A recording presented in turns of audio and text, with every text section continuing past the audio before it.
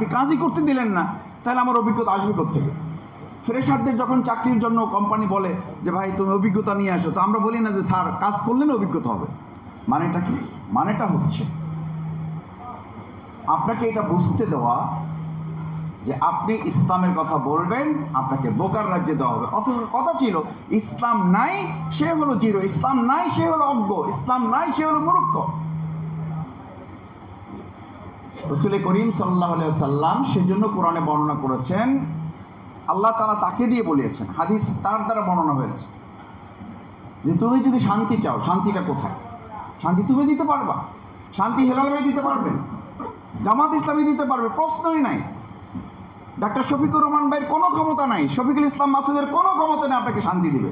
শান্তির জন্য দুটো শব্দ রাসূল সাল্লাল্লাহু আলাইহি সাল্লাম আমাদেরকে দিয়ে গেছেন, যেটা মাইনের চেয়েও, রকেটের চেয়ে শক্তিশালী। দুটো শব্দ, just two word, আসলিম Taslim. আসলিম Taslim. তুমি যদি শান্তি চাও কমপ্লিটলি সারেন্ডার করো, অর্থাৎ পরিপূর্ণ আল্লাহর বিধানটা মেনে চলো, আমি আল্লাহ শান্তি তোমার কাছে আত্মসমর্পণ করে দেবো। সুবহানাল্লাহ। তুমি আল্লাহর কাছে সারেন্ডার করো, আল্লাহ দুনিয়ার সমস্ত শান্তি তোমার কাছে সারেন্ডার করো। লেকচার শেষ তো, লেকচার শেষ হলে তো ওষুধ বিক্রি শুরু। যে রাস্তায় ওষুধ বিক্রি করে বলে না, ওষুধ বিক্রি যখন করবে বলে যে লেকচার শেষ, ওষুধ বিক্রি শুরু। তো রাসূল করিম সাল্লাল্লাহু আলাইহি সাল্লাম তো এই দুটো শব্দ বলে ক্লোজ করে দিয়েছেন। সাহাবা আজমাইন কিরামগণ জিজ্ঞেস করেছেন, ইয়া রাসূলুল্লাহ, আমাদের শান্তি দরকার, আমাদের নিরাপত্তা দরকার, কি করতে হবে? What can I do and what to do? রাসূল সাল্লাল্লাহু আলাইহি সাল্লাম দুটো শব্দ বলে দিলেন। আমাদের মতো তো এত লম্বা বক্তৃতা রাসূল সাল্লাল্লাহু আলাইহি সাল্লাম করতেন, এত রাত করেও প্রোগ্রাম করতেন না।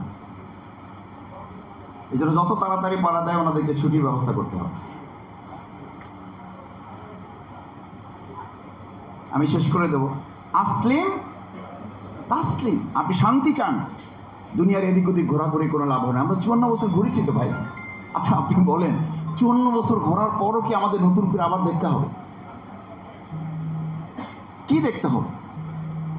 কি দেখবেন আর আপনি? আপনি তো 54 বছর দেখেছেন। তো এখন দেখা হয় নাই তাই বলে আমাকে বলা হচ্ছে তাদের অভিজ্ঞতা নাই। আচ্ছা অভিজ্ঞতা নাই, তাহলে তো আমরা বলি না আপনি কাজই করতে দিলেন না, তাহলে আমার অভিজ্ঞতা আসবে কোত্থেকে?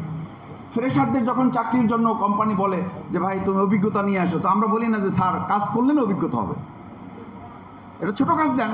তো আমরা তো এই কথাটুকু অন্তত বলতে পারি, আমাদের অভিজ্ঞতা নাই, এটা ঠিক। হ্যাঁ, আমাদের চাঁদাবাজির অভিজ্ঞতা নাই, আমাদের সিন্ডিকেট করার অভিজ্ঞতা নাই, আমাদের বাজার দখল করার অভিজ্ঞতা নাই, কিন্তু আমাদের দুটো মন্ত্রণালয় দুর্নীতি মুক্ত পরিচালনার অভিজ্ঞতা জামাত ইসলামের আছে।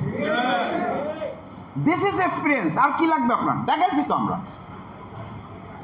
আমাদের তখন চাঁদাবাজি করার সুযোগ ছিল।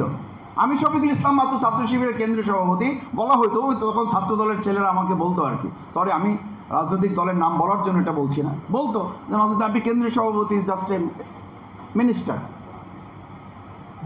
তা আমি চাইলে তো তখন আমরা 2-4টা এরকম গাড়ি বাড়ি আমরা করতে পারতাম। তখন তো মাথায় আসতো না যে চাঁদাবাজিটা কী জিনিস, সিন্ডিকেটটা কী জিনিস, দখলটা কি করতে হয়।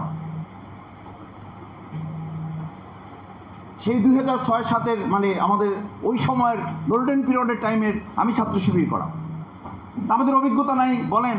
তা আমাদের অভিজ্ঞতা নাই, এটা ঠিক। আমাদের আমির বলেছেন, হ্যাঁ আমাদের অভিজ্ঞতা নাই, আমাদের চাঁদাবাজির অভিজ্ঞতা নাই, ধর্ষণের অভিজ্ঞতা নাই, খুন লুটতরাজ এগুলোর অভিজ্ঞতা নেই। আমাদের 2টা মন্ত্রী 3টা মন্ত্রণালয় দুর্নীতিমুক্ত পরিচালনার কি আছে? অভিজ্ঞতা আছে। আমাদের 17 জন এমপি আছে, একজন এমপির নামে আজ পর্যন্ত দুর্নীতি দমন কমিশনে কোনো মামলা নাই। 86 জন, মানে এক সময় একসাথে যা ছিল, এই 86 জনের পুরো তথ্য আপনি চ্যালেঞ্জ করেন, গুগলে সার্চ দেন। তা আমরা তো আপনার এক্সপিরিয়েন্স দিয়েছি। তো এখন আমাকে খেলতে দেন, একটা যুক্তির বিচারে হতো। ওই যে আমরা ছোট সময় হাড়ি পাতিল খেলতাম না, তো যুক্তির বিচারেও তো আমাকে একবার আপনি একটু মাঠে খেলতে দিতে হবে। এটা তো আমার প্রতি কোনো করুণা না, এটা তো আমার হক, এটা তো আপনারও হক। আপনি যে মুসলিম কান্ট্রিতে আছেন, 90% মুসলমানের একটা দেশে, মিনিমাম আপনার বিবেক দংশন করা উচিত। আপনার ঘুমাতে পারার কথা না।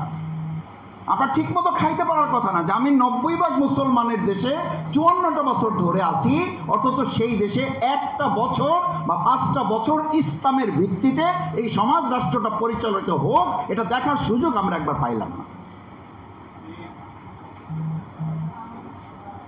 শুধু এইটুকু এবার একটু ধারণ করি না আমরা, যে আমরা একটাবার দেখি এরপরে আমাকে আপনি ফাঁসি দিয়ে এমনি দিয়েছেন, আমাকে 5টা বছরের জন্য সুযোগ দেন, আমাদেরকে দেখেন, তারপর আমাদেরকে পানিশমেন্ট দিয়েন, বলেন আপনারা তো দিয়েছিলেন সুযোগ, পারেন না আপনারা। এখন কোনো কিছু সুযোগ না দিয়েই যদি বলা হয় হুজুররা দেশটা শেষ করছে,